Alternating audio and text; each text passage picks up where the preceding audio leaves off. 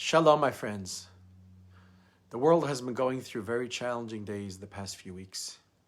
Many are glued to their social media and reading news posts constantly. We are glad that you chose to take a break and join us for our most profound teaching related to the current events and what Judaism teaches us on the concept of proportionate response when attacked by an enemy. Is Israel responding proportionately to the Hamas terrorists who are attacking them daily? We dedicate today's lesson in memory of the holy ones who gave their souls in sanctification of God's name in the recent terror attacks in Israel. Friends, this week we read in the Torah portion the story of the Noach and the great flood, and how Noach escaped together with his wife, 3 sons, and 3 daughter-in-laws. These were very dark times for the state of humanity. Crime was filling the earth. Bandits were roaming the streets and plundering whatever they wished from whoever they wished. It started with the rulers and judges, who were supposed to uphold and protect the law, but instead trampled on and eroded any sense of morality. Their crimes naturally trickled down to the masses and to the entire world, and the entire society cascaded into one of thievery and utter degeneration. And eventually, God was no longer willing to tolerate such evil, as he proclaimed, "The end of all flesh has come before me, for the earth has become full of robbery because of them. And behold, I am destroying them from the earth." Friends, this is the moment when God gives up his hope on his handiwork, and he decides to destroy it all and erase everything that he created in the 6 days of creation, punishing not just the most wicked sinners, and not just mankind, but even animals. And moreover, this verse in the Torah states, "Hineni mashchitam et haaretz," which means destroying them with the earth. What is the them? Rashi explains, the powers of the floodwaters were so great that it eroded the top 3 handbreadths. That means the top 12 to 15 inches of soil, the depth reached by the plow. The destruction was total and absolute. God's response was what comfortable intellectual elites and make-up-faced media anchors might call disproportionate. I mean, what is the purpose of such total and absolute destruction? I mean, if man sinned, why the animals? I mean, what benefit could there be of wiping out up to 3 handbreadths of soil from the entire earth? What objective did this achieve? And how does such a punishment befit the compassionate and gracious God, who's slow to anger and abounding in mercy? And we really can ask the same question on the story of Sodom and Gomorrah. It's a story we're going to read in 2 weeks in the Torah. There, in that story, God reacts similarly, in a similar fashion, to the cruelty and wickedness of the people of Sodom, with what seems like a disproportionate response, where he overturns the city and he erases everything upon it. He erases the people, the animals, the plant life into an inferno. Why such absolute destruction? And further compounding the question, are there many instances of human sin where God punishes man? But to a far more measured degree. There are other times when it seems that God is more measured, like, for example, at the end of this week's Torah portion, the Dor HaFlaga. There's a nation of people who want to build a mighty tower and attempt to throw God off from his throne symbolically. They wanted to demonstrate their independence and try to solve every problem with their own scientific ingenuity. God doesn't destroy the world. He doesn't destroy the people. What does he do? He scatters mankind across the globe. Until now, they spoke one language. He mixed up their languages. They spoke 70 languages. They could no longer unite and connect to one another for such a negative purpose. Another example is the famous story we read in Yom Kippur of the people of Nineveh. It's the story of the book of Jonah, where the book describes in great length where God tells Jonah the prophet, go to this people of Nineveh, give them a second chance. This was a people that were corrupt. It was a big city. And he said, go warn them to do teshuvah. But Jonah protested. He says, God, I don't think those people deserve to get a second chance. Why are you being so soft on these Gentiles? And God rebuked Jonah. And Jonah was sitting outside. He was being protected by a big leaf from the shade, from the sun. And God dried up this plant, and that looked so beautiful, that protected Jonah from the sun. And Jonah was very upset at God. And he said, why did you destroy such a beautiful plant? And God says, Jonah, you didn't plant this. You didn't nurture this. It's here one day and gone the next. And you have pity on a plant? And you don't want me to have pity on a great big city of over 120,000 people who don't know right from left, who sinned, true? But why shouldn't we give them a chance? Why do you have compassion on this plant and not on people? So we see God responds differently. Why are some responses proportionate, allowing God gives people a second chance? Like the story of Jonah, the story of the tower against God. I mean, what criteria does God use to have what seems like a disproportionate response and destruction, like in the story of this week's portion, Noah and the flood and the people of Sodom, as opposed to a more measured response where it's administering punishment only when necessary, but giving people a second chance? So the Rebbe actually asked this question on several occasions. And friends, sadly, in the darkest nightmares that who could have ever imagined that the world is facing right now, it's become so real and tangible, the lesson of what we learned from this Parsha. And the explanation is as follows. And it's not some sort of an abstract idea, but it's actually a call to a resolute and immediate bold action that we need to do today. And the Rebbe explains, the generation of the flood and the people of Sodom, they were guilty of crimes against humanity, while others sinned against God. The generation of the flood and the people of Sodom, they engaged in crimes that tear away at the basic rules that underpin a functioning civilization. They trampled not only on the written laws of upstanding moral men, but even the vestiges of the laws, the unwritten codes of conduct that even criminals and even animals would usually abide by. Friends, even criminals have certain norms. You don't attack the weak and the defenseless, to distribute their stolen goods sometimes fairly and the like. Even expansionary nations have certain battle rules, such as don't harm innocent civilians, women, children, non-combatants. But the generation of the flood and the people of Sodom exceeded even those unwritten norms, removing from their midst any shred of decency and leaving intact no moral boundaries at all. Nothing was off limits for them. So regarding Sodom, God says, I will go down and see whether they have done like the outcry which has come before me.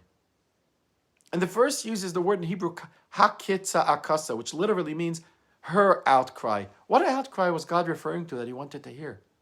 So the sages explain in the Talmud, Tractate Sanhedrin, that the verse actually refers to a particular instance of the brutal cruelty of the people of Sodom, actually against the particular woman whose anguished cry in her suffering pierced the heavens.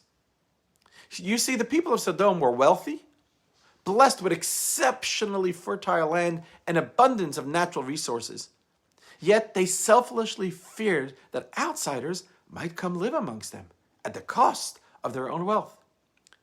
They also loathed the idea of poor people coming to them to beg for food, overrunning their town, subsisting on handouts, and lowering their property values and quality of life. So you know what they did? The people of Sodom made rules. Nobody is allowed to provide hospitality to a stranger. And nobody is allowed to help the poor in any way. Not even like the basics, like life-sustaining bread. You can't give a slice of bread to anyone. A hopeful pauper, a poor man, arrived in Sodom and was in for disappointment. Sooner to be left to die of hunger rather than to be fed at the expense of the stingy townspeople. So it once happened that a pauper arrived in this town, and after a few days, people noticed he was still there, day after day, without starving to death. They said, obviously someone is breaking the law and secretly helping him out. So this city launched an investigation and discovered that there was a young girl that when she went out to draw water from the town well, she would hide a piece of bread actually in the bottom of her jug and smuggle it to this poor man. Because all she really wanted to do was simply follow her natural instincts of compassion. Yet, When she was caught by the people of Sodom, she was punished in the most horrific, cruel way. They took her to the city wall, covered her with sweet honey, attracted a swarm of bees to sting her until her death, demonstrating to all what happens when one acts sweetly. The poor girl's tortured cry reached the very heavens, and it was that moment when God decided enough is enough. He will erase Sodom completely, from man to animal. Why? Because the inhabitants of Sodom sinned against humanity itself. And more, they undermined humanity itself. Like the people of the generation of the flood, we'll read this Shabbat. They went beyond the pale, eroding the most basic boundaries of morality and human decency. And, like the flood, here too, God punished the land itself, literally uprooting and overturning the cities and the plains of Sodom, showing unequivocally that some sins are inherently disproportionate and therefore must be punished disproportionately in kind. So when the wicked pick up a fight against humanity itself, the punishment must necessarily be total and absolute, because otherwise the world will lose its basic sense of humanity and the world can no longer continue to exist this way. Contrast this with the Tower of the Babel, where people built the tower to go and fight God. They didn't sin against humanity, they sinned against God. Yes, true, they sinned. Yes, they deserve punishment. But whatever they sinned, they actually maintained basic human dignity. So instead of cruelty, debasing, and destroying one another, they helped each other. Indeed, the sages actually noted that their teamwork and united spirit, even if their project was an unholy one, their sin required remediation and prevention, but they never forfeited their right to live as human beings in God's world. You know, friends, they say a story during World War II of a Nazi commander at a concentration camp who once assembled the Jewish prisoners for a cruel test. He said, "One of my eyes is real and one is fake. If you Jews can tell me which one is the fake one, you will live. But if you are wrong, I will kill you all." So one prisoner steps up and he identifies the correct eye as the fake one. And when the Nazi wanted to know how he knew, the Jew explained, the fake eye lacked the intense spark of cruelty visible in the right eye. You see, friends, the Torah states that the Sodom region actually included several cities. Yet there were two cities, Sodom and Amorah, that had a unique punishment. The Torah distinguishes as follows. It says, God caused rain upon Sodom and Amorah. Brimstone and fire came down from heaven, and he overturned these cities. You see, there were several cities that were overturned, but only two of those wicked cities, Sodom and Amorah, were consumed by fire and brimstone. Why weren't the other cities consumed by fire and brimstone? Only overturned. Because, friends, there's a fundamental difference between the earth being overturned and a fire. You see, because when the earth is overturned, it doesn't mean utterly decimated. Objects may break and shatter, God forbid, but the basic physical matter remains. It's just overturned, transformed. The evil was wiped away, and now good can flourish. But contrast, fire, God forbid, reduces the whole place to nothing but ashes. It's total, absolute destruction. You see, the verse says, the outcry of Sodom and Amorah, for it is great. The cry was so strong because maybe all the cities sinned, but only Sodom and Amorah, more than anyone else, their wickedness reached that level of crime against humanity to warrant total nullification, as if it was never created in the first place. The other cities, sure, they didn't behave well. They didn't endeavor to desecrate humanity and abuse human dignity, so they were overturned. But Sodom and Amorah, whose outcry was great and embodied by that poor honey-covered girl, had to be reduced to nothingness because it held nothing sacred and corroded the very fabric of life. We say, Oy meh hayalanu. Woe is to us. Tragic is the moment as these concepts that we just spoke about have left the realm of the chapter and the verse of ancient biblical days of innocent text and found itself into the real world expression before our very eyes these past 2 weeks. Israel and the world have seen their share of terror and evil in the past, unfortunately. But what we see now, we have not seen before. Hamas, this terrorist group, may their name be blotted out, emulating the murderous ISIS before them, are the perpetrators of crime against humanity. These barbarians never had any interest in advancing peace, never had any interest in the welfare of the Palestinian people. They never had any interest of any people, not even the interest of animals or anything on the earth within itself. Their one and only aim was to attack life and humanity itself. All life, be it a wall, a rock, a tree, an animal, and most certainly, the essence of life itself, the Jew. They breathed for one reason, to try and shatter their lives, to try and dash hopes of a living future, and to try and abolish, God forbid, the Jewish dream of living and thriving on the Jewish land. And there's no other reason for such an atrocity and broadcasting it to the world besides pure evilness. It's unspeakable and unthinkable cruelty, burning and beheading men, women, and children, maimed and murdered and captured entire families, missing or destroyed, Rahman al-Islam. And these are atrocities unseen perhaps since the wickedness of Sodom, and anguish unfelt since the heart-wrenching cries of that poor girl whom they so savagely victimized. This week's Torah portion calls on us loudly and clearly to never compromise with such evil, nor have any compassion on its perpetrators. Because if we value our lives, we must remember the Torah's command to eradicate evil from our midst. Either the world stands up and eradicates this evil, or the perpetrators of the evil will, heaven forfend, destroy the whole free world. Now, friends, is not the time to be the faint of heart, God forbid. Now is the time to unite, to root out the evil, and transform the world once and for all into a place suitable for the fulfillment of the promise of true redemption. When it states, I will remove the spirit of impurity from the land, and we pray, may it happen very soon.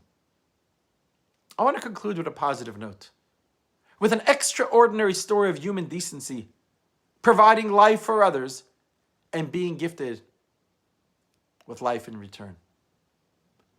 In a book called Likutei Diburim, the previous Chabad Rebbe recalls when he was a young boy in the town of Lubavitch in Russia, when a chassid by the name of Reb Shmuel came to town to share the following story, which he was personally involved in. Somewhere in the vicinity of the city of Vitebsk in White Russia, there lived a decent-hearted poritz, which means a nobleman, the landlord, who treated all the Jews in his area as well, and he employed many of them, gave them generous livelihoods for the local Jewish community. And the story, he said, was that years earlier, this nobleman, he became sick, he fell ill. And he went abroad to seek medical care from different doctors, and he left the administration of his estate in the hands of one of his workers, who was a German Gentile.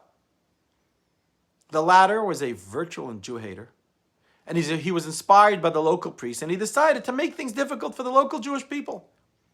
He shut down opportunities, he cut working hours, let people go, and at the same time he raised the fees of the rent of all the people that rented in this nobleman's estate, and he made life difficult. So when this happened, Reb Shmuel related, I went to visit the Rabbi Maharash. He was the fifth Chabad Rebbe, and he told him about this unfortunate development. The Rabbi Maharash, he sat in deep thought before telling me, this nobleman's health is precarious indeed. That's what I hear. Well, I want you to go and tell him, in my name, that I promise him 1 month of healthy life for every Jewish family that he will provide livelihood for. And he says that I took the rabbi's advice, and I went 3 days, I was hanging around the nobleman's mansion, hoping for an opportunity to meet with him and give him this message. And due to his poor health, he rarely ventured out. But finally, one day, he went out for a short ride into the forest next to his estate. And I quickly jumped onto the wagon and conveyed the Rabbi Marash's message and promise of 1 month of life for every Jewish family that helped. Yes, you're ill, but the rabbi blesses you. A month of life for every Jewish family you help. The nobleman heard me, and he said, make me a list of how many Jewish families live under my city. And find them a position, and I will find them a position for them all. And in total, there were 160 families. Miraculously, this nobleman soon regained his health, and he came back to manage his estate personally. And he realized it was a big miracle there. The rabbi prayed for him as a great holy man, and he attributed to the rabbi's blessing. In appreciation, he would always send every year for the holiday of Sukkot, like the lulav and the hadassim, the myrtle and branch that grew on his estate to help the rabbi. But now there was a problem. This Reb Shmuel, he told the Chassidim, the other people in his community, that 12 years later, this episode, he got from the nobleman, he got sick again. And he remembered that the rabbi promised him that he'll have 160 more months because he helped 160 families. And according to his calculation, he has more than a year left to live to fulfill this blessing. So Reb Shmuel wasn't sure what to do because the Rebbe Marash passed away already. He can't go back to the Rebbe to ask for another blessing. So they advised him to visit the Rebbe Marash's resting place where he was buried and pray there that God should grant this nobleman the full amount of time that the Rebbe promised, which was a month for every family he helped, so he can live longer to fulfill that time. His prayers were answered, and sure enough, the nobleman went on to live for another year and a few months. It would do the world good, quite literally, as this story exemplifies, if they were to remember that a Jewish person represents life. The Jew represents life for all living things. Indeed, a Jew is life. The world was created and life was gifted so that God can dwell down here on this earth. And Jewish people embody that. Our Torah learning and our mitzvot, following God's will, manifests this divine world. And when a Jew is uplifted, life is uplifted. When a Jew is embraced, humanity itself is embraced. And when heaven forbid, a Jew is threatened, humanity itself is threatened. Civilization itself begins to fray and unravel. So our message today to the world is, the surest way to protect humanity and uphold civilization is to protect Israel and uphold the Jew. Our message to ourselves, the surest way to protect and uphold ourselves is to unite as one. To unite as one with our unbreakable Avas Yisrael, to love of our fellow man, to soak ourselves in the living words of God, the Torah, and to saturate ourselves and our families with the eternal mitzvot, making this world a place where God's presence is felt. And if there's one thing that the past 2 weeks have taught us, is that we are really one people, chosen by God to be a light to the nations, and destined for a higher purpose. And gone are all the superficial differences between Jewish people. We have seen Jews from all walks of life rise above the fray and unite in ways that are at once extraordinarily heartbreaking and deeply uplifting. Like, wow! And the Rebbe has taught us that it is this togetherness, this oneness, this unity that will be the primary vehicle for God's blessing of safety and success for our people. So friends, I encourage each one of us today, reach out to our fellow Jew, to our fellow friend, Jews and Gentile alike, and share with them words of warmth, love, and support. Strengthen one another during these challenging times. And yes, God is with us. We're never alone. The guardian of Israel neither slumber nor sleeps. And may the Creator of life, we pray, that He restore life to all of our loved ones that have been taken from this world. And may you and I and each one of us merit an era of the coming of Mashiach when the world will know of no suffering, no pain, no war. We can make this happen. We can extend ourselves by reaching out to another fellow Jewish person and friends of the Jewish community to unite as one. And when we do that, we know that God's presence will fill this world in a revealed way. And as Isaiah is quoted as saying, the world will be filled with the knowledge of God, like the waters that cover the ocean. Wishing you all a Shabbat Shalom, Shabbat of Shalva and Menucha, a beautiful Shabbos of peace, tranquility, and a Shabbat Shalom to y'all.